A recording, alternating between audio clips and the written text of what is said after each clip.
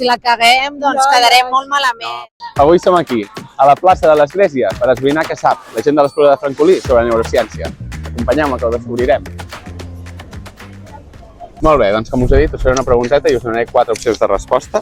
Són preguntes de neurociència i salut mental, vull dir que tot relacionat amb psiquiatria, psicologia i neurociència. Quin tipus de teràpia psicològica se centra en canviar pensaments i comportaments? La psicoanàlisi, la teràpia gestalt, la teràpia cognitiu-conductual o la desensibilització i reprocessament per moviments oculars o EMDR? Yo diría la primera. Yo la C. La C. No sé. Us ho Tercera, potser, cognitiu.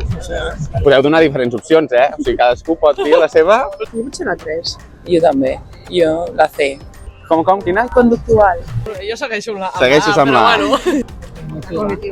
La cognitiva. Doncs enhorabona amb ella perquè és la C. Molt bé. Per no saber tant de psicologia, la primera l'heu encertat.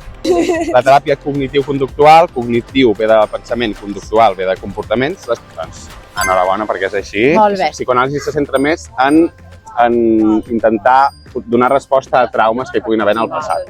És el primer tipus de teràpia psicològica que hi va haver, que es va crear per Freud. Va començar com té un passat una mica fosc, la psicoanàlisi, però ha anat avançant i també depèn molt de la persona. Hi ha una persona que li funciona més una teràpia i alguna que li funciona més una altra. Però a nivell científic, la que té més evidència també és la cognitiu-conductual. Totes es centren, no?, en aquesta modificació que estàs dient, però aquesta especialment. Sí, ella és psicòloga, jo pedagoga. Si la caguem, doncs quedarem molt malament. Quina de les següents àrees del cervell creieu que es relaciona més amb la parla i el llenguatge?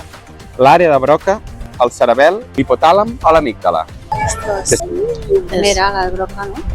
No sé si diria el cerebel, però... Jo també, però cerebel. Però, El cerebel no. Jo és que estic entre dos, l'hipotàlem i el cerebel. Jo diria l'hipotàlam. cerebel, hipotàlam... Jo dic l'hipotàlam. Jo l'àrea de Broca. L'àrea de Broca? No ho sé. Sí! Doncs aquesta cap de les 3... No! Ens donem l'enhorabona a la psicòloga.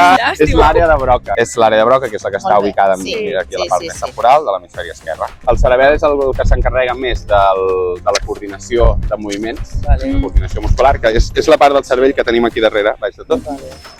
I l'hipotàlam és el que integra com tota la informació a tots els sentits. La uïda, la vista, el gust i tot, queda integrada tot a l'hipotàlam. Fa molts anys que no faig això. Molt bé. Doncs ja està, moltes gràcies pel vostre temps. Per la iniciativa.